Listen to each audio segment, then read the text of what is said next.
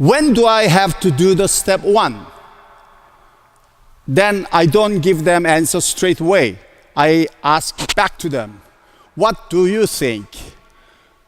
Do you think you should do step one before opponent hit? Because you have to move fast, you have to get there early. I give a trick question. It sounds right. And second question, do you think you should do step one as opponent hit? Impact time you should do the step one? Or do you think you have to do step one after he hits, you do step one? What do you think? The step one is the same as driving a car at the traffic light.